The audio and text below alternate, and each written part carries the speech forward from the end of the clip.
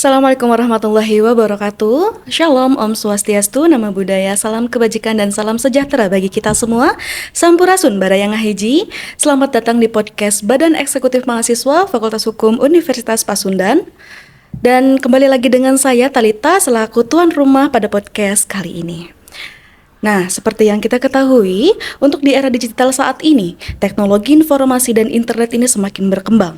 Dan Indonesia ini menjadi salah satu negara yang berkembang pesat dalam teknologi informasi dan internet. Tentunya dengan perkembangan yang semakin pesat ini, terdapat tantangan yang beragam pula. Seperti serangan atau kejahatan cyber, pencurian data, dan tindakan ilegal lainnya, yang mana hal ini tidak hanya merugikan secara individu, melainkan pebisnis, kemudian pemerintah, dan masyarakat luas tentunya. Serta dampak yang didapatkan pula itu beragam, mulai dari dampak ringan seperti spam iklan produk, kemudian sampai dampak yang serius gitu seperti kiriman virus, peretasan informasi penting, kemudian penipuan bahkan sampai pencemaran nama baik, yang mana hal ini merugikan waktu dan biaya yang cukup besar tentunya. Nah, oleh karena itu, masyarakat ini perlu diedukasi tentang pencegahan daripada kejahatan cyber dan bagaimana kita memanfaatkan regulasi yang ada. Nah, baik, di sini itu sudah ada Pak Maman Budiman. Halo Pak, bagaimana kabar hari ini? Siang Talita. Alhamdulillah ya. Nah, di sini untuk Pak Maman itu adalah Pak Maman Budiman SHMH. Nah, beliau ini sebagai pengacara, kemudian sempat menjadi tim hukum, lalu tentunya sebagai dosen tetap di Fakultas Hukum Universitas Pasundan, dan beliau pun merupakan konsultan hukum, dan beliau terdapat beberapa artikel gitu atau jurnal tulisan yang lumayan cukup banyak teman-teman di sini. Kemudian banyak sekali teman-teman jika teman-teman ini ingin melihatnya gitu ya. Kemudian beliau juga sempat menjadi pembicara di beberapa event gitu. Nah, baik, mungkin langsung saja nih Pak. Bagaimana nih tanggapan Bapak terkait hal-hal yang memang terjadi di masyarakat yang tadi sudah sempat saya sebutkan? Baik, terima kasih Talita. Saya senang nih diundang ya. Mengingatkan 20 tahun yang lalu. Saya jadi dosen itu karena aktif di lembaga kemahasiswaan ya. Iya, oke. 20 tahun kemudian saya bisa mengabdi di alma mater tercinta. Terkait dengan kejahatan cyber atau cybercrime, ini memang sedang panas-panasnya di Indonesia ini. Betul Pak. Kenapa disebut panas? Karena ada sebagian masyarakat yang memanfaatkan teknologi tidak sebagaimana mestinya. Nah, betul. Nah, gitu ya. Iya Pak. Kenapa? Karena teknologi itu kan mendukung kita semua. Betul. Sudah menjadi kebutuhan pokok. Tapi di sisi lain jadi hal yang menakutkan bagi sebagian orang bagi gitu. Sebagian, terutama yang melakukan tindakan-tindakan atau perbuatan-perbuatan yang melawan hukum. Itu dulu. Iya. Oke. Nah, tadi kan sempat menyebutkan juga emang lagi panas-panasnya ya Pak. Memang kita lihat sebelumnya belum lama itu yang waktu itu YouTube-nya DPR RI yang diretas gitu Pak menjadi pinjol gitu ya Pak, pinjaman online di situ kan. Kemudian ada juga dari BSI juga yang sempat 4 hari berturut-turut karena memang karena diretas gitu Pak. Nah, itu bagaimana nih Pak tanggapan Bapak terkait kasus-kasus yang sempat ada itu? Banyak sekali kasus-kasus yang terjadi di dunia maya. Saya sebut dunia maya ya. Yeah. Dunia yang menggunakan sarana teknologi, yaitu internet.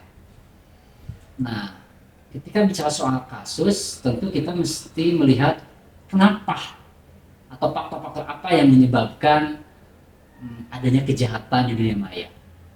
Yang pertama adalah faktor sumber daya manusia. Sumber daya manusia itu kan kita tahu bahwa ada sisi positif, ada sisi negatif. Yeah. Kalau teknologi dimanfaatkan tentu jadi positif. Betul. Tapi sebaliknya, teknologi dimanfaatkan negatif jadi negatif. Itu yang dilakukan oleh pelaku-pelaku kejahatan yang tadi kita sebutkan. dan Iya. banyak kasus-kasus yang lain. Betul, Pak. Nah, itu SDM. Yang kedua, Oke. sekarang sangat mudah menggunakan internet. Ya, Iya. dari Sabang sampai Merauke, dari perkotaan sampai pedesaan, unlimited lagi. Betul, Pak. Ya. Kemudian yang ketiga, saya menyebut mungkin ini radikal ya.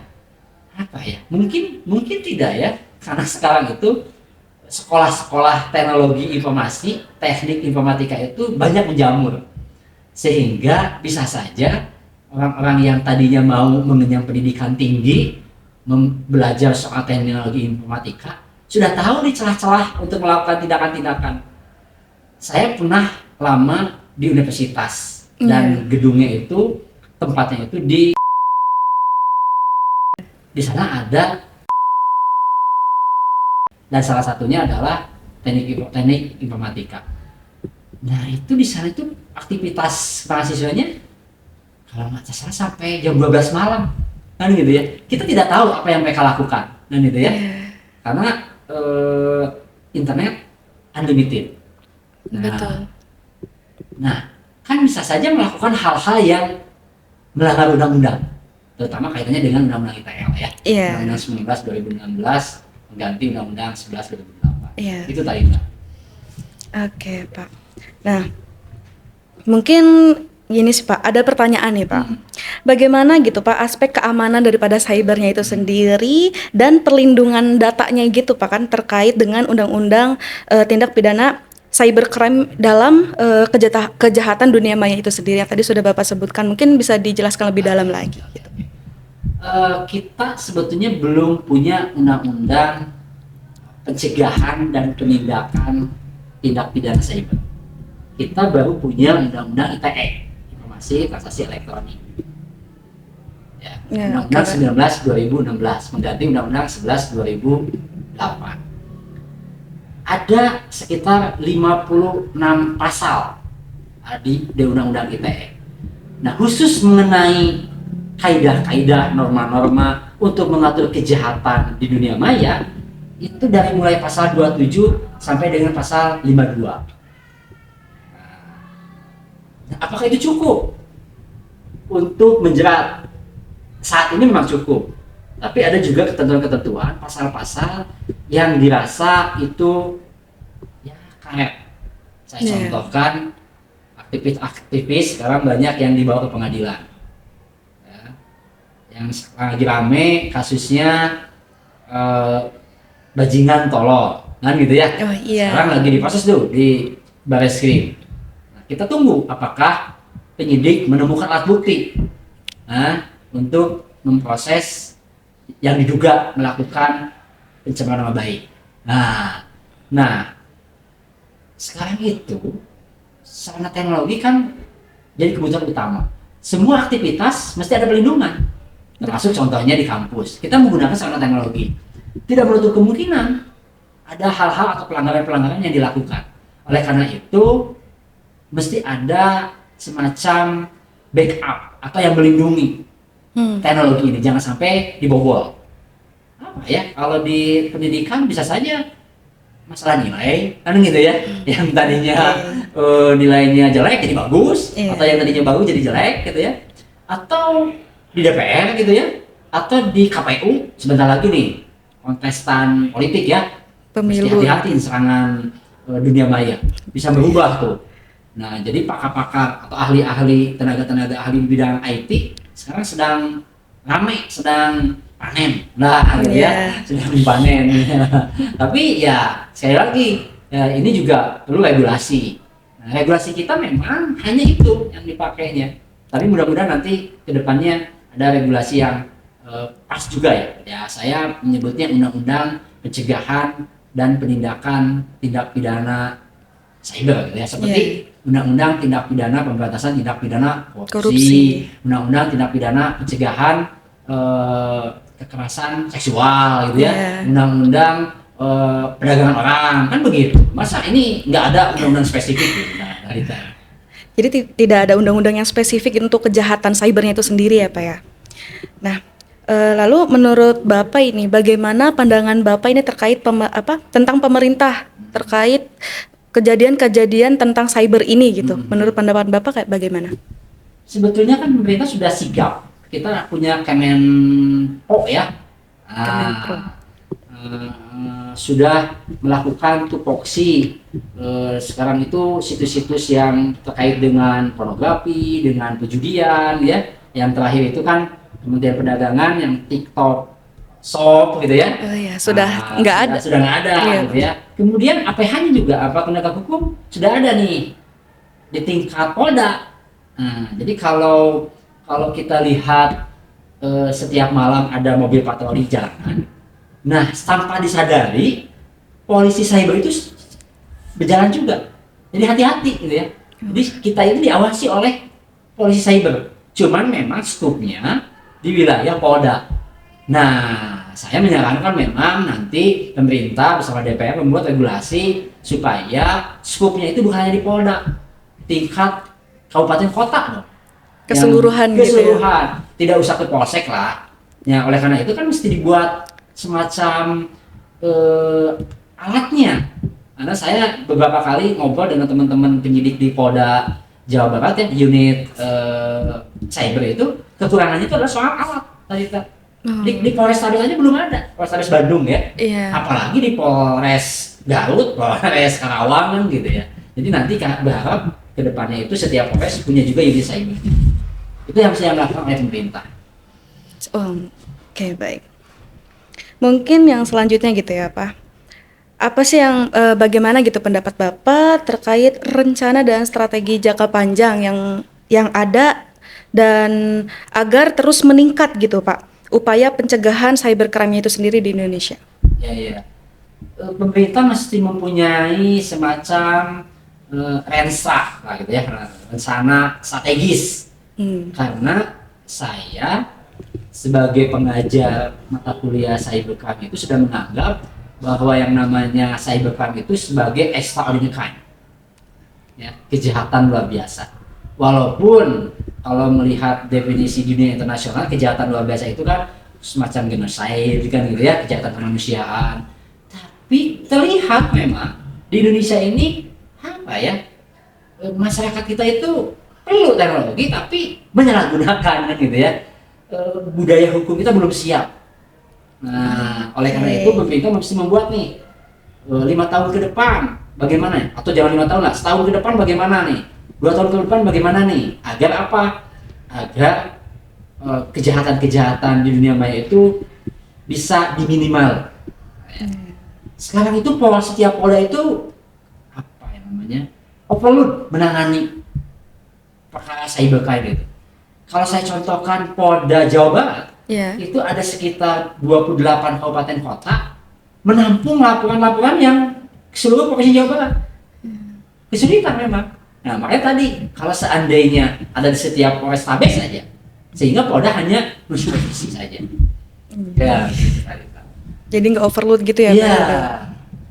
Oke. Tadi juga Bapak menyebutkan bahwasanya pemerintah ini perlu membuat peraturan atau regulasi yang baru gitu ya, Pak. Jadi memang sebenarnya di Undang-Undang ITE ini sanksinya tidak begitu tegas atau bagaimana gitu, Pak? Sanksinya ada, ya. Ada di pasal 45 di Undang-Undang ITE itu. Nah, cuman memang tadi kan untuk kejahatan-kejahatan yang dinilai kerugiannya rendah, itu juga kan mesti ada efek jerah. Nah, sekarang yang diproses itu menggunakan Undang-Undang ITE itu baru sebatas public figure, orang-orang yang punya nama, kan gitu ya. Padahal di lapangan terjadi pinjol, itu bagaimana itu ya? Iya, sejauh ini kelimpungan itu, Pak. Pejudian online, prostitusi online, baru yang keungkapnya yang public figure. Padahal punten, kita semua tahu gitu ya, bagaimana apa namanya ya, perbuatan-perbuatan itu dilakukan. Sudah menjadi barang apa namanya, hal-hal yang biasa aja. Ngechat, kan gitu ya, judi bola gitu ya, itu gimana coba ya gitu ya. Makanya mesti tadi saya kembali lagi, mesti ada undang-undang khusus, bukan undang-undang ITE, undang-undang pencegahan dan penindakan tindak pidana cyber. Oke. Mungkin mau ada tambahan materi yang untuk kita ketahui gitu Pak? Oke, ini sebab closing statement atau gimana ini? Enggak. Bukan. Bukan. Iya. Nah, teknologi itu milik kita semua. Betul. Terutama kita kaum intelektual. Anda sebagai agen perubahan tentu tidak boleh tidak melek teknologi, tapi mesti digunakan yang pas, yang positif. Sekarang semua pakai aplikasi. Betul. Saya agak kelimpungan memang ya ketika menggunakan sarana teknologi, karena tidak secepat anak saya yang SMA kelas 2 kan gitu ya. Anak saya yang SD kelas 6 cepat menggunakan teknologi. Kan saya berbagi, apalagi bukan hanya soal ngajar. Di pengadilan pun ketika menangani perkara itu sekarang sudah muncul yang namanya e-court, kan, gitu ya. Perkara perdata dari mulai proses pengajuan gugatan sampai dengan putusan. Proses sebelum putusan, karena kesimpulan itu menggunakan e-court. Tapi khusus pembuktian, bukti surat atau keterangan saksi itu on-site. Nah, tapi bagaimana? Di pidana sudah ada yang namanya persidangan online, ya kan? Jadi kita nggak ada dalam satu persidangan di ruang sidang. Cukup kita di tempat kita di kantor hukum, kemudian hakimnya di pengadilan, jaksanya di kantor kejaksaan, terdakwanya di rutan. Tapi hal itu kan mesti perlu ada regulasi. Ya, jadi ini perlu juga diketahui oleh mahasiswa, sehingga teknologi ini sangat bermanfaat, gitu ya. Jangan melihat negatifnya lah gitu teknologi. Itu tadi Kak. Oke, mungkin di sinilah closing statement-nya gitu Pak. Nih, bagaimana sih Pak untuk sebagai kita itu masyarakat atau mahasiswa ini untuk meningkatkan pemahaman terkait regulasi atau apa sih yang harus kita lakukan gitu Pak ke depannya? Oke, pahami betul undang-undang ITE. Sebagai mahasiswa ya, saya sebagai tenaga pengajar juga harus memahami. Selain itu, untuk menambah wawasan berpikir bagi mahasiswa, jangan lupa kasus. Zaman dulu saya kuliah, yang namanya mempelajari hukum itu susah, teliti semuanya, menghafal. Kalau sekarang itu ada kasus, ada teorinya, tinggal dicocokkan, lebih gampang, lebih masuk gitu. Lebih masuk. Dan Anda tahu ketika saya ngajar, gitu ya, bagaimana saya membuat metode pembelajaran yang membuat nyaman semua. Saya nyaman, mahasiswanya nyaman, kan, gitu ya, dengan contoh kasus itu. Nah, itu mesti dilakukan. Nah, kemudian bagi masyarakat juga mesti tahu ketika menggunakan teknologi, ya gunakan dengan sebaik-baiknya. Dulu kan mulutmu harimaumu, sekarang itu jarimu adalah harimau yang bisa membawa Anda ke penjara, kan gitu ya. Hati-hati sekali. Itu tadi tak pesannya. Baik Pak, terima kasih. Mungkin sedikit menambahkan ya, mungkinnya apa yang bisa kita lakukan saat ini juga mungkin ya lebih waspada gitu ya Pak terhadap kejahatan cybernya. Karena memang penjahat cyber ini tidak pandang bulu, siapapun itu bisa kena.